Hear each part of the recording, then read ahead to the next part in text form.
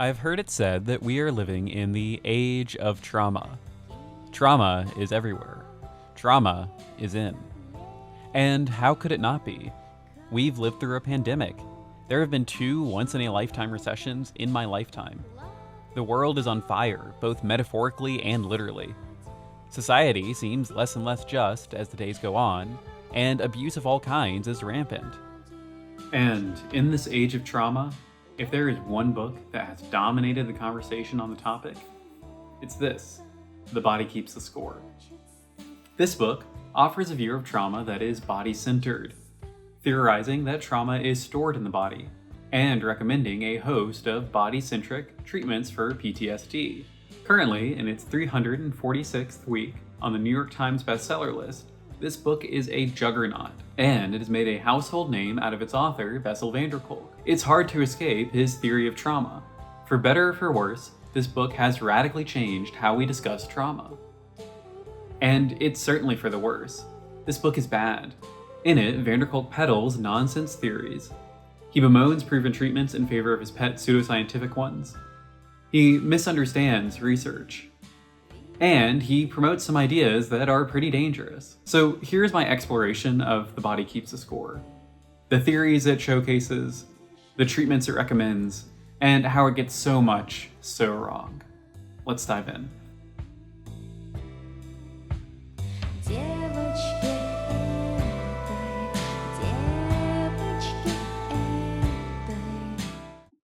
In Chapter 4 of The Body Keeps the Score, Dr. van der Kolk describes a model of the brain that you've probably heard before, and a model that he will reference throughout the book. The gist of the Triune Brain theory is that the brain is divided into 3 parts. There is the brainstem, responsible for basic functions of life, the limbic system, responsible for emotions and perceptual categorization, and the neocortex, the part responsible for planning, empathy, and executive function. Triune Brain theory states that each of these parts are representative of a different stage of our evolution, with the brainstem being the reptilian brain, the limbic system being the mammalian brain, and the neocortex being the human brain. With the idea being that as we evolved, we added new structures on top of the old ones. And as van der Kolk posits, in times of stress, we revert back to the reactions associated with the older structures, with trauma leading to overuse of the older, more primitive structures and more reliance on their reactions.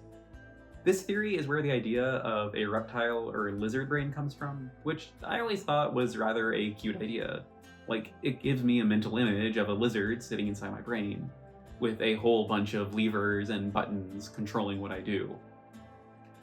The thing is, though, this is a complete misunderstanding of how evolution actually works. As described in their delightfully named, and additionally cute mental image producing article, Your Brain is Not an Onion with a Tiny Reptile Inside, Cesario et al. Describes evolution as more of a radial process from a common ancestor, with all forthcoming species developing independently and at the same time. Parts of the brain don't evolve and then stop so that some new part can come about. All parts of the brain are evolving at the same time. There isn't any part of the brain that is, quote, less evolved than any other.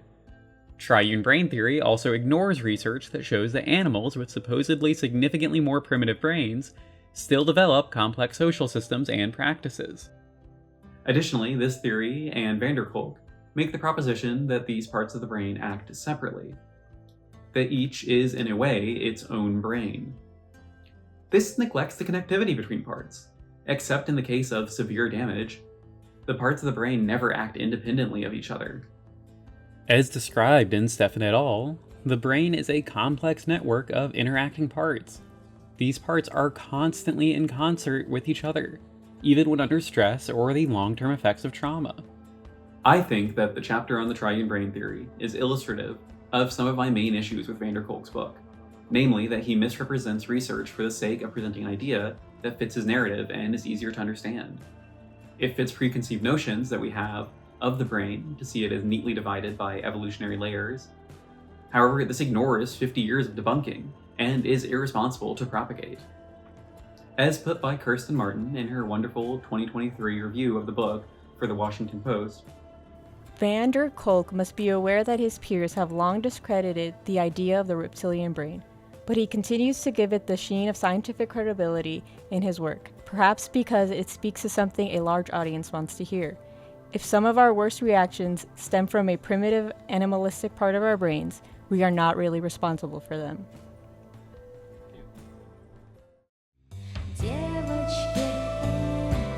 And then there is polyvagal theory, van der Kolk's other linchpin to his theory on trauma, which is kind of pointless to even try and debunk. As its creator, Stephen Porges, said, he didn't create this theory to be proven or falsified, which is one of the most he's just a boy and he's just saying things ooh-woo phrases you can get. So this theory, which assigns a lot more function to the body's vagus nerve than it actually has, is not really meant to be taken seriously. But it is taken seriously. It has a whole institute that offers classes and certifications. Stephen Porges has presumably made a whole lot of money with the promotion of polyvagal theory. So what is polyvagal theory? Essentially, it's this idea that your vagus nerve, the longest of your cranial nerves, and the one that is important for the parasympathetic or rest and digest part of your autonomic nervous system, is actually divided into two sections, one of which is for socialization, and the other which is for freezing. This is then folded into a model of how we react to threats, from calling for help, the socialization part, to fighting or flighting, to freezing. The idea is that someone who is healthy can switch between these states without much lasting effects, while someone who has been traumatized gets stuck in one phase or the other. Is there actually any evidence for any of this? No. In fact, considering this theory was apparently proposed not to be falsified, a lot of its tenets have been falsified by actual neuroscientists. And it should be noted, this is despite his incredibly vague descriptions of how this is all supposed to work, and the lack of evidence Porges gives for most of his claims. The evolutionary evidence he gives for how the vagus nerve developed this way is, like Triune Brain theory, relying on an outdated sequential model of evolution that ignores how evolution actually functions. And the functions he ascribes to these parts of the vagus nerve are anatomically misinformed. Not only is Porges incredibly vague about the structural anatomy of these two supposed parts of the vagus nerve, and what parts of the body they actually consist of, but he assigns the functions of much higher brain systems to the vagus nerve, overselling and centralizing it in a way that is impossible for its level of complexity. Additionally, the central physiological claims Porges uses to support polyvagal theory, namely how the vagus nerve affects heart rate in response to trauma or social situations, is a misunderstanding of physiology, and is another part of his not meant to be falsified theory that has largely been falsified.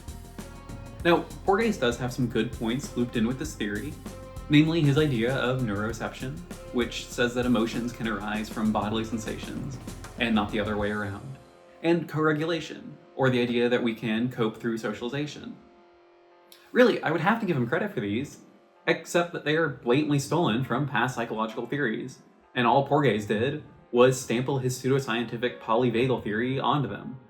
The idea that emotions arise from bodily sensations should be familiar to anyone who's taken a Psych 101 course. This idea is the basis of the James Lange theory of emotions, one of the classical emotional theories from psychology, and a theory that is based on research done by William James in the 1800s. Of course, William James, or the James Lange theory, never get mentioned by Porges in any of his writing. And social coping is almost as old, going back to theories from the 40s and 50s, such as Adler's social coping attitude. Another theorist Porges just forgets to mention. Van der Kolk's use of polyvagal theory is foundational to his theory of trauma. It is supposed to provide the biological backing to how the body keeps the score. However, this theory seems to fall apart under scrutiny, being based on anatomical misunderstandings and wild presuppositions. And, like Triune Brain theory, the debunkings of this theory have existed long before this book was even a twinkle in van der Kolk's eye.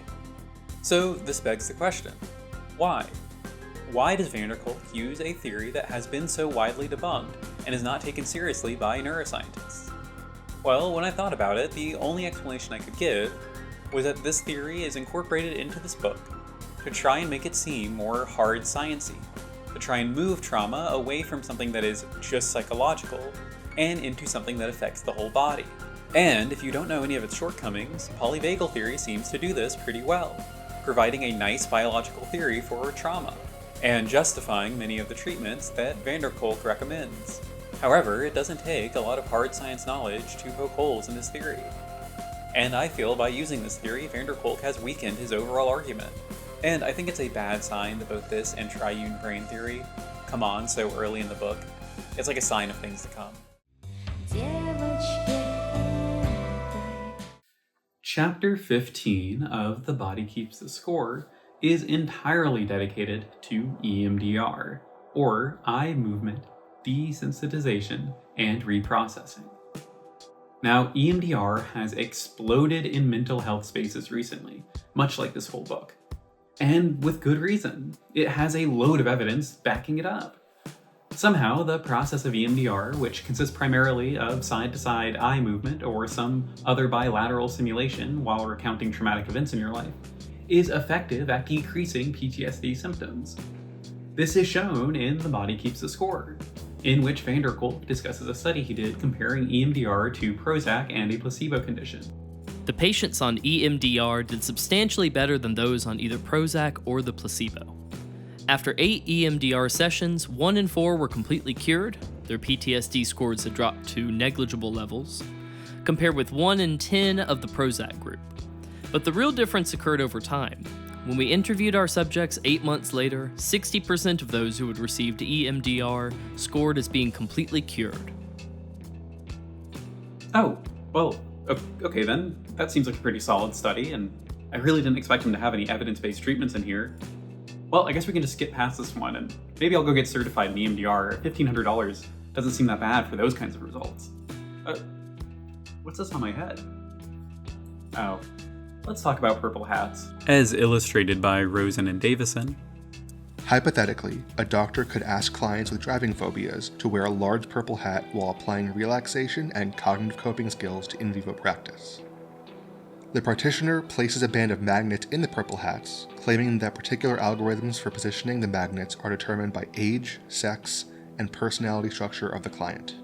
When properly placed, so the practitioner claims, the magnets reorient energy fields, accelerate information processing, improve interhemispheric coherence, and eliminate phobic avoidance. The inventor might call his method purple hat theory, or electromagnetic desensitization and remobilization. Conduct a single RCT against no treatment, and apply for listings as an empirically supported treatment. And this sums up a lot of the current issues with EMDR. First of all, a lot of the studies are just low quality. They have high rates of bias, and they compare EMDR to, well, nothing, which of course you're going to get a positive result when it's a treatment versus nothing at all. And secondly, a lot of the studies, like van der Kolk's, try to portray EMDR as its own unique thing, when really it's just exposure therapy with some bilateral stimulation added onto it. And with this in mind, let's take a look back at that study that van der Kolk did, the one that he's so proud of. Sure, EMDR was effective, but look at what it was compared to: placebo and Prozac. Do you see what's missing? Exposure therapy, which is essentially what EMDR is if you take out the bilateral stimulation, and is what van der Kolk constantly claims EMDR is superior to in this book. And when you actually compare EMDR to other forms of exposure therapy, you get about the same results, showing that there's really no magical difference between EMDR and exposure therapy as van der Kolk posits. And so what happens if you remove the bilateral stimulation part of EMDR? Well, not much of anything. You get pretty much the same results. In the very, very few, and there are criminally few studies looking at this, it has largely been found that the bilateral stimulation has a non-significant impact on treatment results. And of course, the bilateral stimulation part is negligible. No one has ever been able to actually explain how it's supposed to work. Francine Shapiro, the lady who came up with EMDR, claimed that it came to her while walking in the park one day and noticing how her eyes moved back and forth. However, it seems likely that she just took the idea from neurolinguistic programming, which is another pseudoscience. Van der Kolk himself suggests that it works based on the same mechanism as REM sleep, because REM sleep is important for memory consolidation, and both involve your eyes going back and forth. he suggests that the important part of REM sleep is the eyes moving back and forth part, and then uses that unfounded conclusion to make another unfounded conclusion that EMDR is effective because it employs the same mechanism. Okay. He then ends the chapter by comparing EMDR to penicillin, saying that both were incredibly effective, if not mysterious, when they were first introduced. And I think a more apt comparison would probably be if you introduced a new drug that was just penicillin, but harmlessly dyed purple. Oh, and then charged $1,500 to be able to prescribe it. I don't like CBT. I think that any sexual practice that focuses on degradation is... What is that? Wrong CBT? Oh. Well, I feel like a jackass. I don't like cognitive behavioral therapy. I think it is a capitalistic version of therapy that focuses way too much on improving scores and band-aiding mental health problems. This isn't to say it isn't effective, though. In fact, many studies have shown it to be effective for a number of conditions, including a meta-analysis that found that 67% of participants who completed treatment had a reduction of PTSD symptoms, which Vanderkolk cites too, except he says the exact opposite, saying that the study showed only 1/3 of participants showed improvement. Okay. So he just blatantly misrepresents this study here. I don't know why he would do this, except to try and bolster his points around EMDR. He additionally dings another study for having a high dropout rate, saying the following. In the largest published study of CBT for PTSD, more than 1/3 of the patients dropped out. The rest had a significant number of adverse reactions. Most of the women in the study still suffered from full-blown PTSD after 3 months in the study, and only 15% no longer had major PTSD symptoms. Which is something he says without providing a lot of the important context behind why this is the case. Dropout was high in the study, but it should be remembered that this study was done at the VA and consisted of 10 weekly 90-minute therapy sessions, which is a heavy burden for anyone, especially those likely to receive care at the VA. It also seems like a bit of an overstatement to say that there were a significant number of adverse events in the treatment group. There were 5 total, and of these, none of them were considered related to the study, and none of them resulted in a patient death. The study also doesn't clarify if these events happened in participants who later dropped out or who remained in treatment, so I'm not sure why he implies that it was just the ones who stayed in. Most of the women did still suffer from PTSD after the study, but most here is 59%, with 41% of participants not meeting PTSD diagnostic criteria after only 10 sessions, which really isn't a very long period of time at all. And sure, only 15% no longer had major symptoms, but again, that's after only 10 weeks of treatment, which is a crazy short time for such a significant result. And it doesn't stop at studies. Vanderkolk misrepresents the versions of CBT he's criticizing as well. In his attempt to distance EMDR from prolonged exposure, ACBT therapy, he describes prolonged exposure as primarily being about desensitization, which is just not true. In fact, the manual for prolonged exposure emphasizes meaning making with trauma, which is the element Vanderkolk says EMDR adds. Really, when you look at the two side by side, they're pretty much the same thing, sans the pointless bilateral stimulation added in EMDR. Oh, and that prolonged exposure has been found to be superior to EMDR in subjects obtaining full remission of PTSD symptoms, and does not cost an arm and a leg to be certified in. Vanderkolk also claims that exposure therapy leads to re-traumatization, which can increase dropout rates and negatively impact the effects of the therapy, which, while a small percentage of people do experience a worsening of symptoms during the initial stages of exposure therapy, it's temporary and hasn't been found to have any effect on treatment adherence, and only a small effect on treatment outcomes, with there still being a significant reduction of symptoms, even in people who had a temporary high exacerbation of those symptoms. Vanderkolk seems to have a chip on his shoulder about CBT, and so do I. However, instead of making any structural critiques, he mostly misrepresents evidence for CBT-based treatments in order to uplift his own pet treatments, namely EMDR.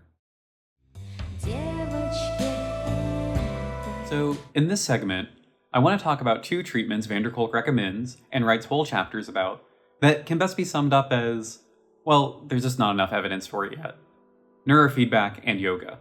Neurofeedback is a kind of brain training where you're connected to a monitor, usually an EEG, and learn to self-regulate brain activity, sometimes through playing video games. Van der Kolk markets neurofeedback as somewhat of a cure-all. In what amounts to a very disorganized chapter, he recommends it for PTSD symptoms, ADHD, and addiction. And he does all of this based on very little, not very good evidence, like unpublished studies, or a study with 29 participants. And none of the studies he cites compare neurofeedback to a placebo. What happens when you do compare neurofeedback to a placebo? Well, it seems that you largely get the same effect. Neurofeedback is likely working on the placebo effect, which, to reiterate, isn't bad. Placebos can still be super effective. However, I do question the inclusion of neurofeedback in this book, if the research van der Kolk was working with at the time was so poor. Why even mention it if you can't furnish any actually good evidence for it?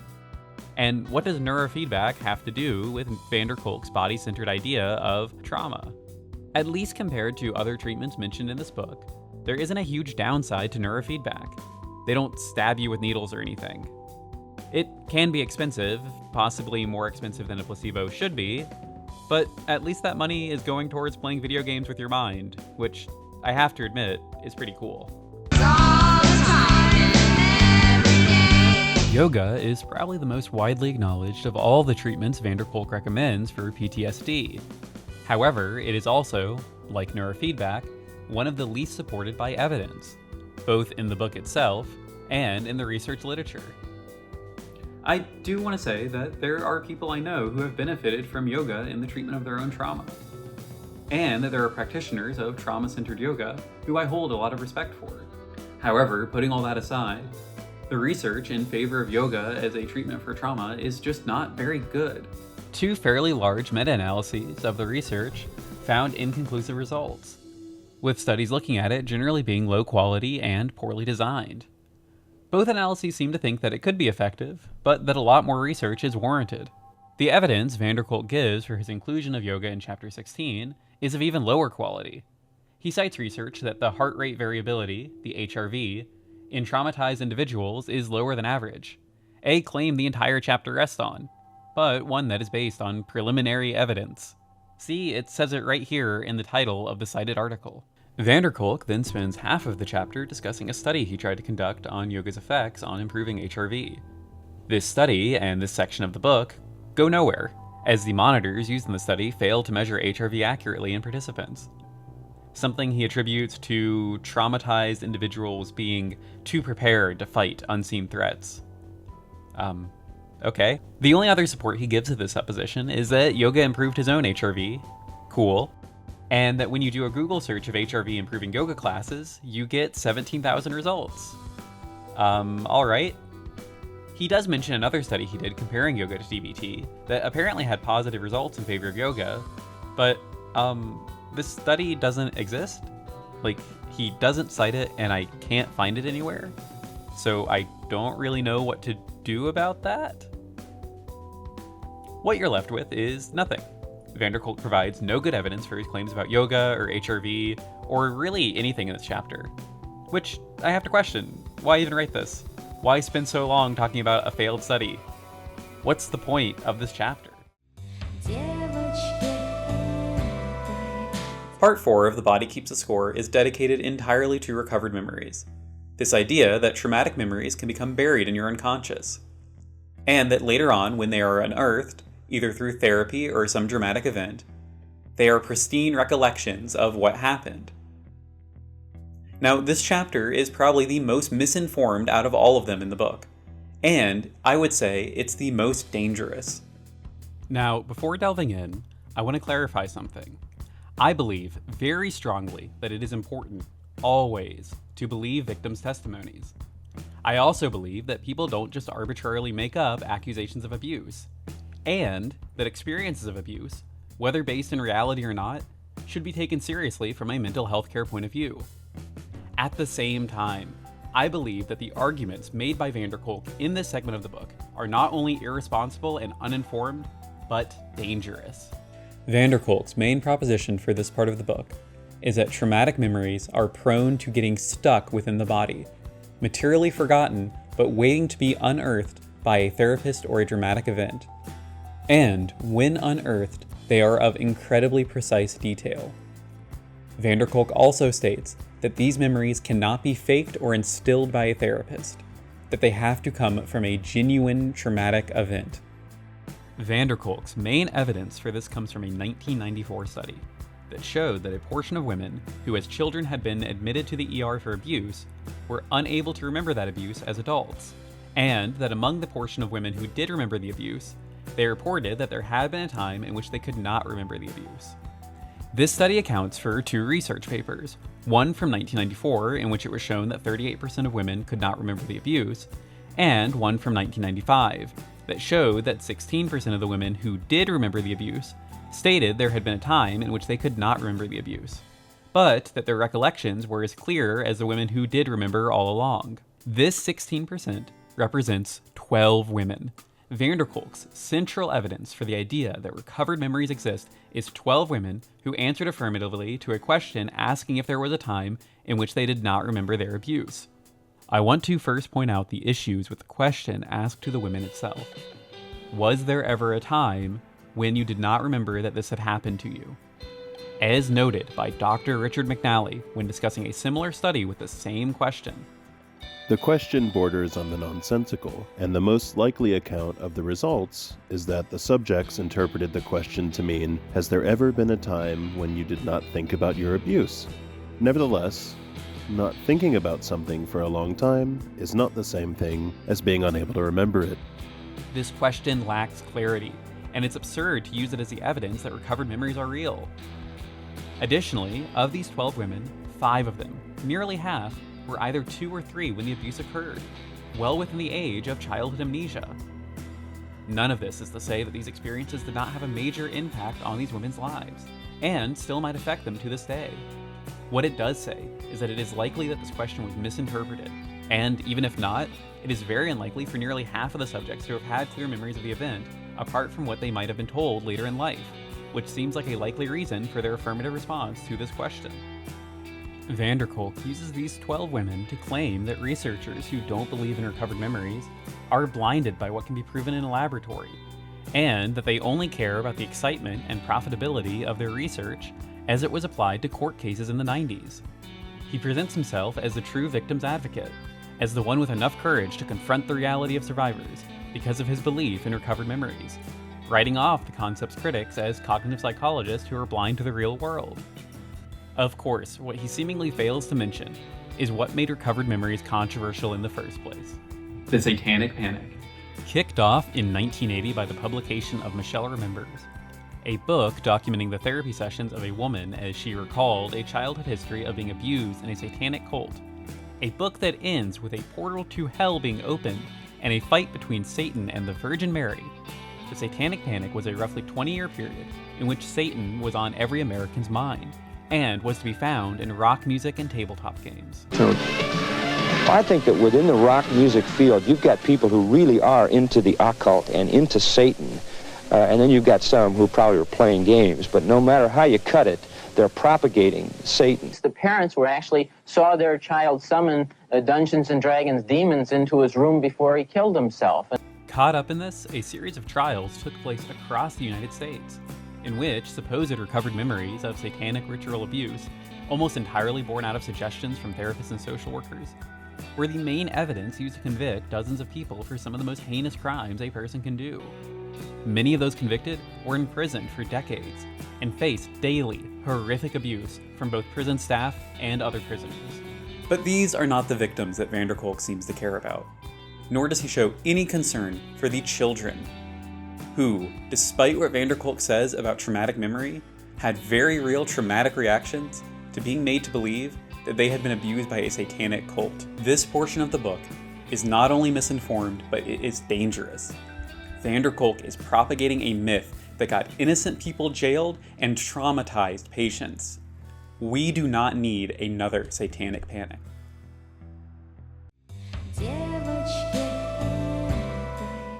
As a brief catch-all, let's cover some of the weird alternative medicine claims that Bessel does not devote entire chapters to. Two of which are acupressure and acupuncture. Throughout the book, van der Kolk casually mentions teaching people about tapping acupressure points as a way to deal with PTSD symptoms, and he cites studies in support of acupuncture in the treatment of PTSD. Acupressure and acupuncture are kind of an odd duck among the treatments van der Kolk recommends. Both are based in traditional Chinese medicine, and both apparently work by increasing qi flow through poking people in various spots, with needles in the case of acupuncture and fingers in the case of acupressure. Research has generally shown that acupuncture does work for various things, but usually no better than placebo treatment. The weird thing is that you do often find studies that purport that acupuncture works better than placebo, even some that seemingly are well designed. However, when you start to look into these studies, you notice a lot of issues, like how many of the researchers practice acupuncture, and are doing the research for institutions that teach and practice acupuncture, which might bias the results just a bit.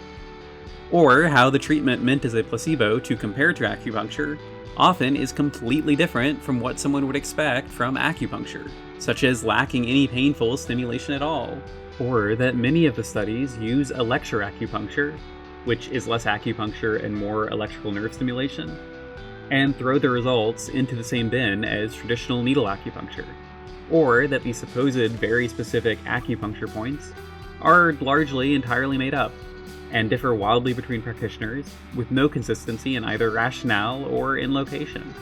So even if acupuncture is relying entirely on the placebo effect, if it's having a positive benefit for people, and has little in the way of harms, what's the big deal? Well, acupuncture is harming people. Acupuncture can lead to pierced organs, and it can lead to spread of infection. And it can lead people away from actually proven methods towards more woo alternative ones. Van der Kolk's reference to acupressure points comes in the context of emotional freedom techniques, a technique of tapping acupressure points while reciting affirmative phrases. The research in support of EFT, including the studies cited by van der Kolk in its favor, have been described as of being critically low quality, as in they are drowning in bias, have questionable at best study designs, and often completely misrepresent their data. Another questionable recommendation from van der Kolk are his bodywork recommendations, namely massage therapy, Feldenkrais, and craniosacral therapy. Massage therapy is unique among the three in that it's the only one with any evidence going for it. However, even this evidence is dubious at best. Feldenkrais and craniosacral therapy are both based on pseudoscientific wackadoodle theories. And while Feldenkrais is largely seen as harmless but useless, craniosacral therapy can cause lasting damage to infants and small children. And the question I'm left with after all of this is why? Why does van der Kolk even bring up these pseudoscientific treatments? I feel as though their inclusion in this book just works against the message as a whole, and pushes it further into alternative medicine woo nonsense. Now, before we finish up, I do want to say that this book is not all bad. There are some good parts to it. For one, van der Kolk's criticism of the DSM and the psychiatric establishment are pretty valid and align with a lot of my own views on the subject. Additionally, I thought his quest to get CPTSD recognized was admirable, issues and all. And the epilogue of this book is actually pretty good. Not only because it means that you're almost done reading it, but because it offers a pretty sobering statement on how trauma is both a preventable and a political issue, and how, using political means, we can prevent most trauma from occurring in the first place. It's actually pretty poignant, and I think it's a shame that it's tucked away at the very end of this book. If the entire book had been based on how we can prevent trauma in society, I wouldn't be talking about it right now. But instead, this section is relegated to a couple of pages at the very end. And that's about it. Those are really the only parts of this book that I really thought were worth giving kudos for. And so, that's The Body Keeps the Score. Now, I didn't cover every treatment recommendation van der Kolk makes in this book. Some of them, like internal family systems or psychodrama, are really just different modalities of psychotherapy. And others, like writing letters or theater, really just don't seem substantive enough to provide for a proper critique.